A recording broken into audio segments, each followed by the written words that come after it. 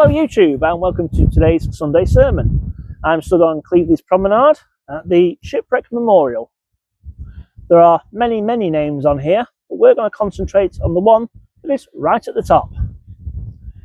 It's marked on here as unidentified 1643.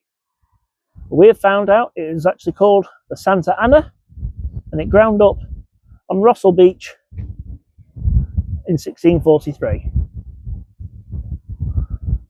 Show the title card.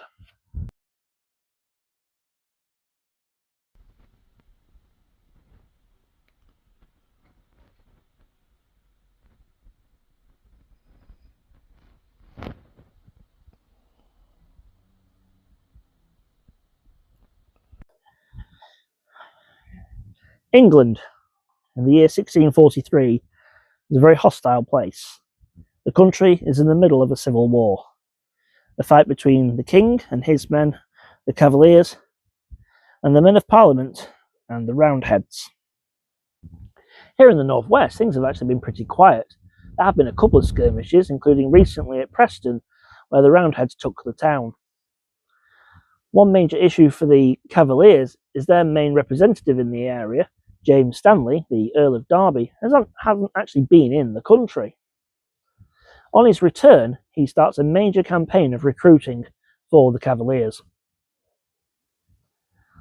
In the midst of this, on the Irish Sea, a Spanish man-of-war named the Santa Ana is caught in trouble on the water. A gale was blowing in the Irish Sea. A sailing ship, hundreds of miles off course, was being driven helpless before the wind. She was the Santa Ana, a man-of-war from Spain carrying a shipload of recruits bound for Spanish Netherlands. At the end of February 1643, no safe time for a foreign vessel to be wrecked off English coast, she rounded Russell Point into Morecambe Bay. The Santa Ana ran aground on a sandbank. The crew tried in vain to refloat her, but she was stuck fast off the desolate coast of Lancashire. The plight of the Spaniards aboard the vessel was serious. They were all sick and they had lack of food. The people on the Fylde coast who saw the vessel weren't sure whether they were friend or foe. The captain aboard his ship decided to fire cannons that could be heard at Morecambe Bay. He did this a few times before someone actually did come out to the vessel to see what was actually happening. The Spanish vessel had also been watched by the Cavaliers and the Roundheads in the local area.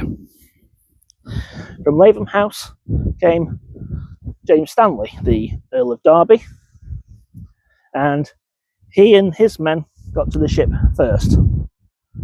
However, they didn't have enough manpower to actually carry the guns back to anywhere, so he decided to set the vessel on fire, and the gunpowder that was actually inside the vessel blew holes inside the ship.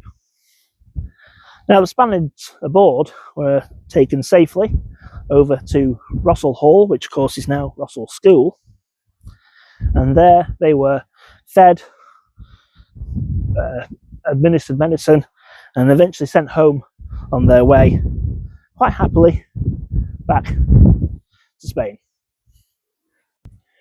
Despite blowing up the ship, James, Earl of Derby, has actually achieved very little, and the guns that he was unable to take with him were actually taken eventually by the Roundheads. They put them on small vessels and they sent them out up the coast to Lancaster, where they were fortified at Lancaster Castle. A week after the events here at Russell Point, James, Earl of Derby, took 1,000 men with him across the Ribble.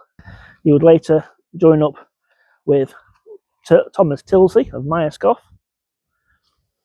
and with a good 6,000 men, they turned up at Preston, got in and looted the town.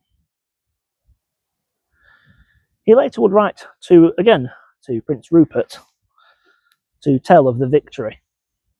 In the first part of the letter, he wrote that the prince had been mistaken about what happened to the Spaniards, saying that they were not prisoners and they were well treated and sent happily on their way.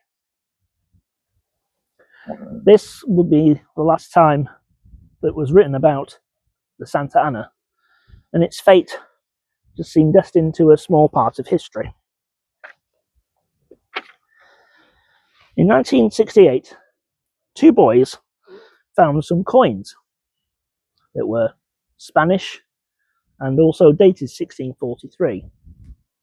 So this could be the last remnants of whatever was the Santa Ana that was lost here on Russell Buoy.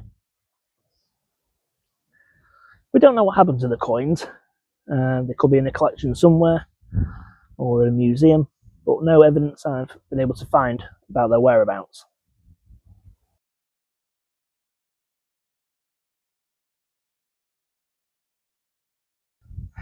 So there we are, a little bit of a short story on the shipwreck, the Santa Ana, here up at Russell Point.